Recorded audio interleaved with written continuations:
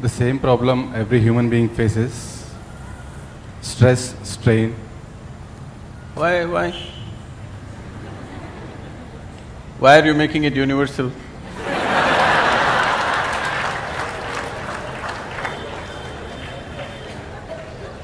You are assuming that.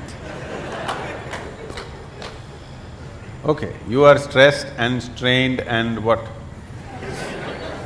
And one more point.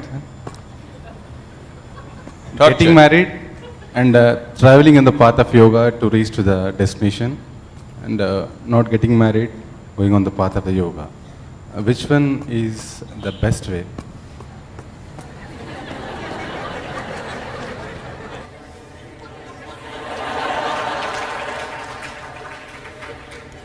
So he has named his wife and children as stress, strain, torture.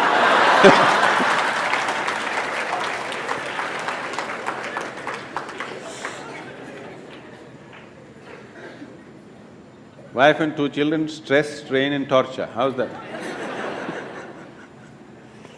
I don't want you to travel on the path of yoga. Whatever goddamn path you're traveling on, take yoga with you.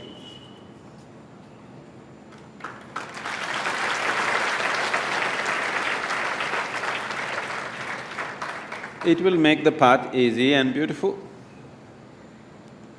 Whether you go north or south, if it is dark, you take a torch, isn't it?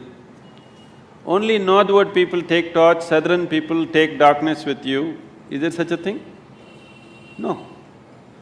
So, you getting married is because of your needs. You were not born with your wife, were you? You were born like this, a complete human being.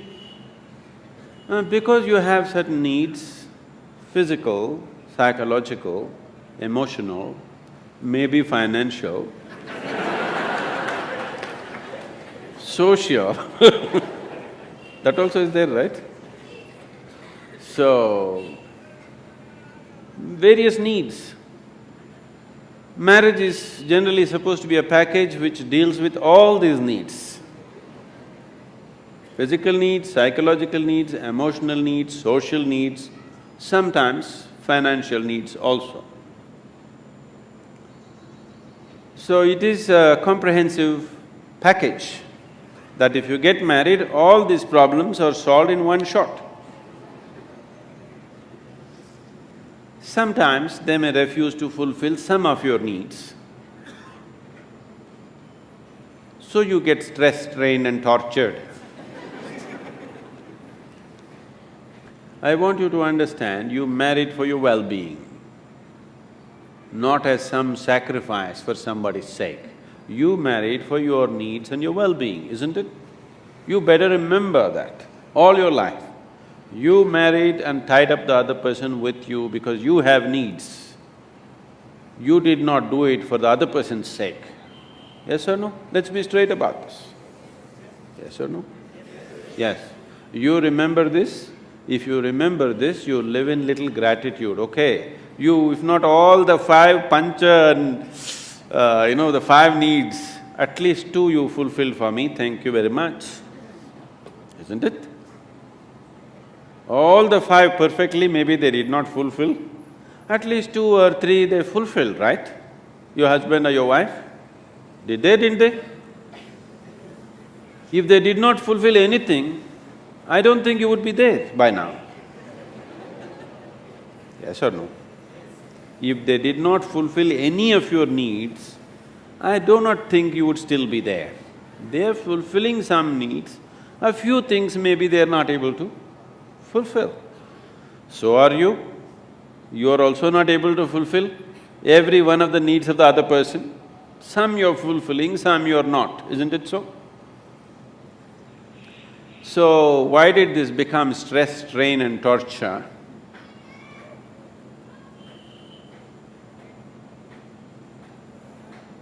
Whichever way you have made it, till now, it doesn't matter.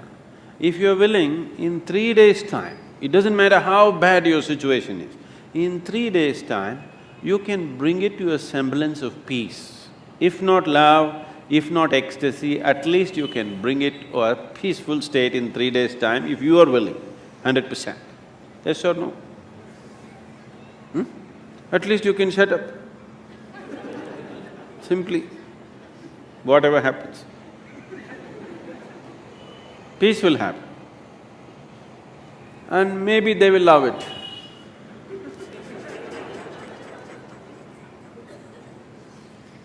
So, don't walk the path of yoga, whatever the path, you must carry yoga with you. If you carry yoga with you, it'll light up your path, whatever path you have chosen. You have chosen your path out of your needs. You already done it, so that's up to you. Those who have not done it, I would like you to choose your path not out of your compulsive needs, but of your conscious needs. So, when that stage in your life comes, it is time to consciously look at your life and see, will today's needs mean something to you after 5 years or 10 years? Will it be worthwhile to tie up your life for the simple needs that you have today, or are these just passing needs for you? It's a very strong need, you must marry. If it is not a strong need, it's a passing need. You can work out your needs probably by just going to a cinema, then no need to get married, you know. Yes, many people are like this, their needs are not very strong, it's just passing. But social structure tells them you have to. Not necessary. It must be a conscious choice. Whichever way you go, it must be your conscious choice, not compulsive choices. Because if you choose compulsively, you will always take it out on the people around you. Because you feel like a slave and you don't like it, so you take it out on them and they will take it out on you. So, it is not about what you're doing, it is about how you do it. What you're doing is according to our requirements, but how you do it will determine the nature of your life. Is it an advantage to walk single rather than walk with people? Yes, if you want to walk rapidly. In Africa there is a saying, they say, if you want to walk quick, walk alone. If you want to walk long, walk in company. If you're making a long distance journey, it's better to have company. If you are walking a short distance and very quick you want to walk, it's best to go alone, isn't it? Gautama said another thing. When somebody asked him the same question, he said, "It is better to walk alone than to walk with a fool." Because by looking at you, he is very clear, who else will marry you?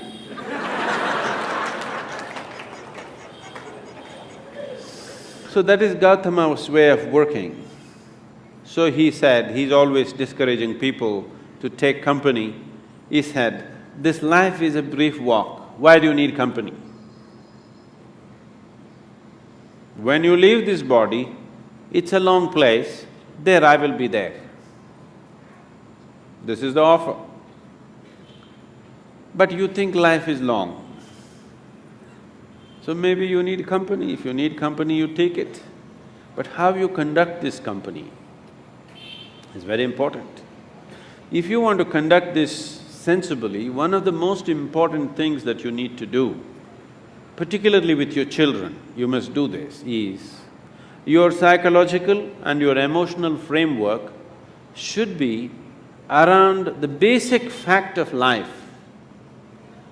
The basic fact of life is that you're mortal.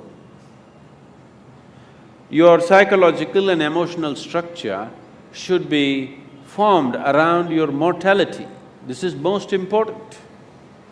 If you're constantly aware that this is a brief life, any moment you'll fall dead actually, then you would organize your life and conduct your life in a certain way. When you know time is ticking away, any moment you will be knocked down, you have no time to get angry with somebody, isn't it? You have no time to fight with somebody here. You have no time to sit there depressed for a long period of time because tick, tick, tick, tick, it's going away. Because your psychological structure is organized around your immortality, because of that, you have lot of time to fight, to be depressed, to be frustrated, to fret, to fume. You have lot of time. So it's very, very important that everybody organizes their psychological and emotional structure around the mortal nature of our existence. After all, you are just a baton carrier between the last generation and the next generation, isn't it? Yes? For a brief time it's in your hands, this world. Afterwards, somebody else is going to take it. You will see taking the baton from the previous generation happens in most ugly ways. Handing over the baton to the next generation happens in horrible ways, simply because people's mind is structured around their belief of immortality. They don't see they're mortal. If you're constantly aware that you're mortal, sense will naturally dawn upon you. You will have no time for foolishness. Suppose you're aware that tomorrow you're going to die, would you spend today fighting with somebody? Because your time is ticking, isn't it? And your time is ticking even now. Not after a doctor diagnoses you with some horrible disease. Even now it's ticking, isn't it so? If you want to explore the possibility of what this is, the immensity of what this is, then the time is ticking too rapidly. And time is an extremely relative experience. If you're joyful and blissful, even if you live to be 100, it's a very brief life. It's gone in no time. So, in this brief life, where do you get time for stress, strain and torture? I don't know. Where do you get time? This is simply because you think you're immortal. This is the biggest mistake you have done. It is just a brief journey. You must conduct it as gracefully, as blissfully as possible. If you do not know the cosmos, at least you must know this piece of life before you fall dead. That must happen to everybody.